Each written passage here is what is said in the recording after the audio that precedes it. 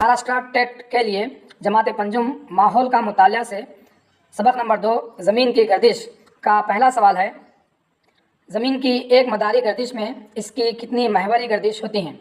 Option A 30، option B 28، option C 365، option D 29، اور اس کا صحیح جواب ہے 365۔ زمین کی ایک مداری گردش میں اس کی 365 محوری گردشیں ہوتی ہیں۔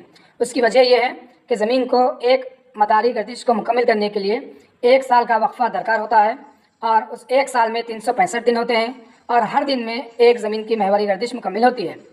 اگلا سوال ہے، زمین پر دن اور رات بننے کی اہم وجہ کیا ہے؟ آپشن اے طلوع آفتاب، آپشن بی غروب آفتاب، آپشن سی محوری گردش، آپشن ڈی مداری گردش۔ 4 متبادل میں سے زمین پر دن اور رات بننے کی اہم وجہ کیا ہے؟ اور اس کا صحیح جواب ہے محوری گردش۔ محوری گردش کی وجہ سے زمین پر دن اور رات بنتے ہیں۔ محوری گردش کی تعریف درسی کتاب میں اس طرح سے دی گئی ہے، کسی چیز کا خود کے اطراف گھومنا محوری گردش کہلاتا ہے، اور وہ چیز جس نظر نہ آنے والی لکیر کے اطراف گھومتی ہے اس چیز کا محور کہتے ہیں۔ وہ چیز جس نظر نہ آنے والی لکیر کے اطراف گھومتی ہے اس چیز کا محور کہتے ہیں، یعنی زمین کا خود اپنے اطراف گھومنا محوری گردش کہلاتی ہے، اور جس کے اطراف زمین گھومتی ہے وہ اس چیز کا محور کہلاتا ہے۔ اگلا سوال ہے، زمین کو 2 مساوی حصوں یعنی شمالی نصف کرہ اور جنوبی نصف کرہ میں تقسیم کرنے والا خط کون سا ہے؟ خط استوا، خط سرطان، خط جدی، یا قطب شمالی و قطب جنوبی؟ اور اس کا صحیح جواب ہے خط استوا۔ خط استوا زمین کو 2 مساوی حصوں میں تقسیم کرتا ہے۔ اس کی تعریف درس کتاب میں اس طرح سے دی گئی ہے، شمالی اور جنوبی قطبین کے بیچوں بیچ زمین کی سطح پر ایک دائرہ بنائیں تو زمین کے 2 مساوی حصے ہوتے ہیں۔ زمین پر کے اس خیالی دائرے کو خط استوا کہتے ہیں۔ درجے والا گروپ دیکھیے، خط استوا کی وجہ سے زمین کے 2 مساوی حصوں کو شمالی نصف کرہ اور جنوبی نصف کرہ کہتے ہیں۔ مختصراً یہ کہ خط استوا زمین کو 2 مساوی حصوں میں تقسیم کرتا ہے۔ اوپری حصہ شمالی نصف کرہ کہلاتا ہے اور نچلا حصہ جو ہے وہ جنوبی نصف کرہ کہلاتا ہے۔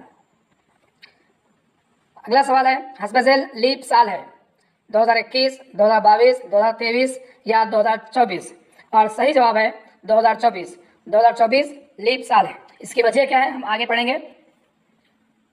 اگلا سوال ہے، گریگورین کیلنڈر میں ایک سال میں کتنے دن ہوتے ہیں؟ 364، 365، 366 یا 367؟ اور اس کا صحیح جواب ہے 365۔ گریگورین کیلنڈر میں 365 دن ہوتے ہیں۔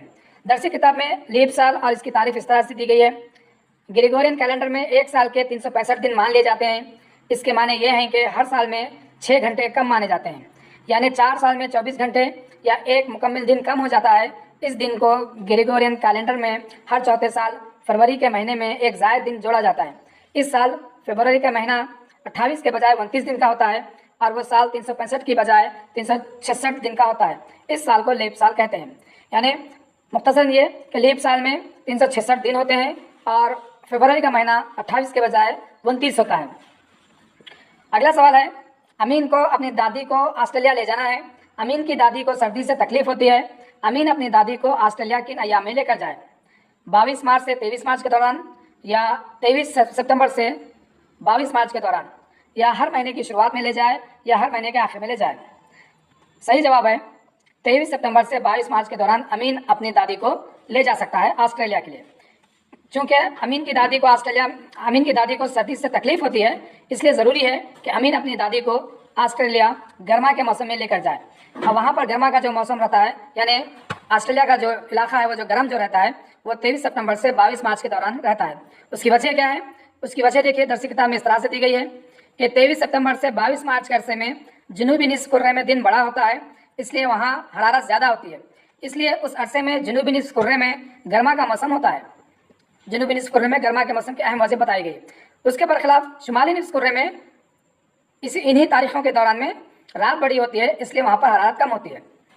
اس کے برخلاف 22 مارچ سے 23 ستمبر کے عرصے میں شمالی نصف کرہ میں دن بڑا ہوتا ہے، جس کی وجہ سے وہاں زیادہ حرارت ہوتی ہے، یعنی اس عرصے میں شمالی نصف کرہ میں گرما کا موسم ہوتا ہے، اسی عرصے میں جنوبی نصف کرہ میں رات کا وقفہ زیادہ ہوتا ہے۔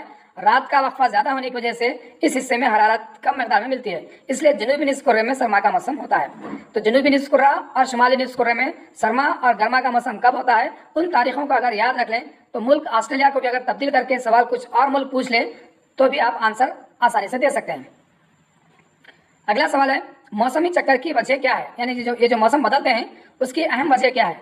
महवरी गर्दिश है या मदारी गर्दिश है या जमीन का झुका हुआ महवर और जमीन की मदारी गर्दिश या अमास और पूर्णिमा।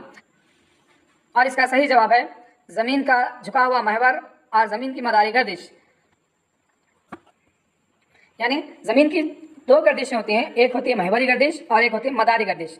मदारी गर्दिश की वजह साथ साथ जमीन का जो झुका हुआ महवर होता है वो दोनों की वजह से मौसम बदलते हैं। महवरी गर्दिश की वजह से दिन और रात बनते हैं, मदारी गर्दिश की वजह से मौसम बदलते हैं। लेकिन उसके साथ एक और वजह है कि मदारी गर्दिश के साथ जमीन का झुका हुआ जो महवर होता है उसकी वजह से मदारी गर्दिश उसकी वजह से मौसम बदलते हैं। आइए कुछ और अहम नुकात जो दर्सी किताब में दिए गए हैं। पहला ये कि जमीन की महवरी गर्दिश की वजह से जमीन पर दिन और रात वाक़ होते हैं। नंबर 2, जमीन की सूरज के अतराफ मदारी गर्दिश और जमीन के महवर में झुकाव की वजह से जमीन पर मौसम होते हैं।